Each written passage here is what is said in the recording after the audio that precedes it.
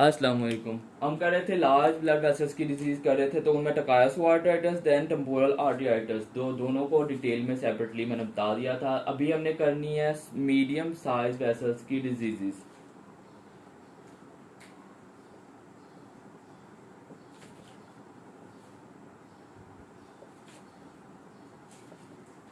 Medium size blood vessels की diseases आपको MCQs के अंदर मीडियम साइज, लार्ज साइज या स्मॉल साइज की वेसल्स की डिजीजेस का पूछा जा सकता है। नाम बता, नीचे 3-4 ऑप्शन में नाम लिखे होंगे और उनमें साइज मतलब वेसल्स के इन्वॉल्वमेंट के हिसाब से आपसे पूछा जा सकता है। डायरेक्टली आपसे डिजीज भी नहीं पूछी जाएगी। तो आपने ये लाजमी याद रखना है कि लार्ज में टकाया दोनों टू टी वाली है, टकायासो arteritis and temporal arteritis. Then अभी हम करेंगे मीडियम साइज वेसल्स की डिजीज। तो मीडियम साइज वेसल डिजीज में 3 डिजीज याद रखनी है, 3 बीमारियां आएंगी। एक तो आपकी बू अर्गर डिजीज होगी, बू अर्गर डिजीज।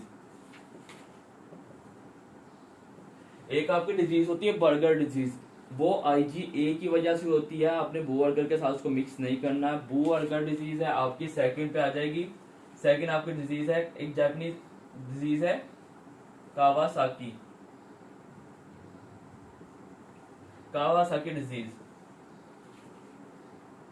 कावासाकी डिजीज है। और तीसरी आपकी आई थी पैन, पोली आर्थराइटिस नोडुजा। तो पैन, तीनों को सेपरेटली मैं डिटेल्स में बताऊंगा कि जो आपने एग्जाम पॉइंट ऑफ व्यू से क्लिनिकली जो याद रखना है। तो फर्स्ट पहले आपकी बूअरगर डिजीज, बूअरगर डिजीज कर लेते हैं पहले। मीडियम साइज वेसल्स की डिजीजेस कर रहे हैं, उसमें पहली आती है बूअरगर डिजीज। बूअरगर डिजीज के फीचर्स होंगे कि ये मीडियम साइज डिजीज है, medium size blood vessels involve होंगी,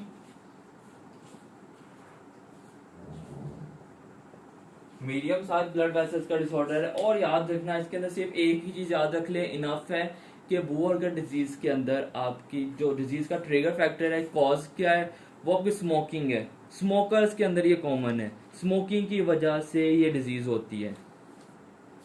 अब इसका फनी मैं आपको मेथड बताऊं तो बूअरगर को ऐसे याद रख लेना कि पेशेंट है, स्मोकर है, स्मोकिंग करता है, वो जिन उंगलियों के साथ स्मोकिंग कर रहा है वो दो वही वाली उंगलियां इन्वॉल्व, मेनली याद रखने के लिए आपको बता रहा हूँ कि वही वाली उंगलियां ना स्मोकिंग जैसे सिगरेट पकड़ता है, वही वाली उसने पॉकेट में हाथ डाला है। अब हाथ डाला है कुछ सामान निकालने के लिए, हाथ बाहर निकाला है। अब वॉलेट ही देख रहा, मोबाइल देखा, देखा है कि उसके हाथ में उंगलियां ही नहीं है। मतलब पॉकेट में हाथ डाला, बाहर निकाला और उंगलियां ही नहीं है। कहीं जा रहा है, जाते जाते रास्ते में उंगलियां गायब। इसका बताने का मकसद ये है कि इसके अंदर आपकी जो है ब्लड वेसल्स, हाथों की ब्लड वेसल्स, मेनली फिंगर्स, उनकी ब्लड वेसल्स का ब्लड जो है कॉम्प्रोमाइज हो जाता है। वहां पे पेशेंट को नेक्रोसिस हो जाएगी और वो एरिया टोटली डैमेज हो जाएगा, डेड हो जाएगा।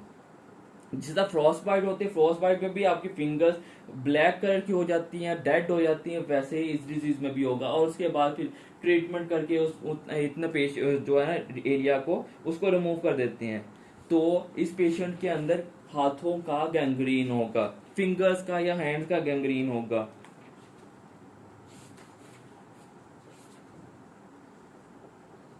गैंग्रीन होगा हैंड्स का या टो का, और उनमें मेनली फिंगर्स इन्वॉल्व होंगी। अब गैंग्रीन होने से क्या होगा, गैंग्रीन होने से इन पेशेंट्स के अंदर, और जो मैंने आपको बताया हाथ डाल के निकाला और रिमूव होगी, फिंगर्स गायब होगी, उसको मेडिकल टर्म में कहेंगे ऑटो एम्पुटेशन।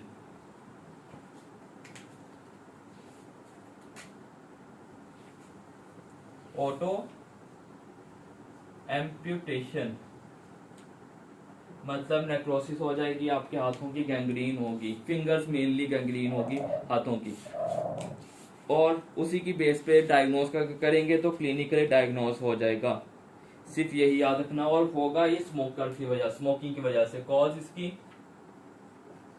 स्मोकिंग है। अब इन्वेस्टिगेशन देखने से ही पता चल जाएगा, तो ये क्लिनिकली ही डायग्नोस हो जाएगा। Investigation diagnose clinically. इसका ट्रीटमेंट क्या है, फिगर जो आपका ट्रिगर फैक्टर है, आप वो ही उसका ट्रीटमेंट है। अगर स्मोकिंग छोड़ दो, स्मोकिंग छोड़ दोगे तो जिस वजह से ये हो रहा है तो वो खत्म हो जाएगा।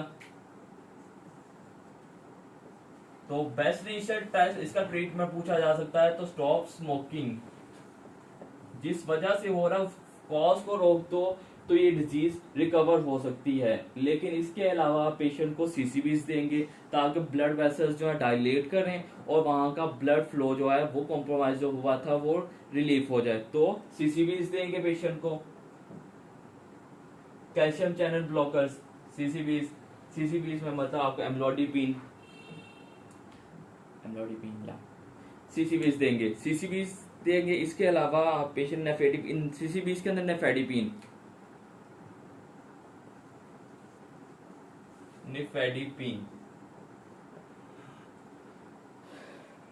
निफेडिपिन।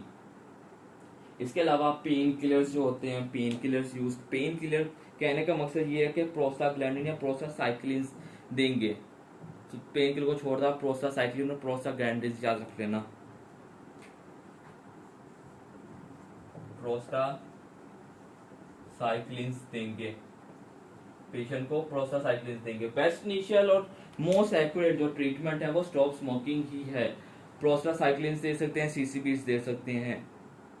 इसके अलावा अब ये आर्टराइटिस है आपकी, जो बस इतना याद रखिए आप ट्रीटमेंट में स्मोकिंग रोकते नहीं है, ब्लड जो ब्लड वेसल्स है उसको डायलेट कर देना है और आपने उस पेशेंट को प्रोस्टासाइक्लिन्स भी देने हैं, यही ना है। बस याद रखना है एमसीक्यू पिक कैसे करना है कि स्मोकर है, बस स्मोकर बूअर्गर, स्मोकिंग रोक दो ट्रीटमेंट हो जाएगा इसका।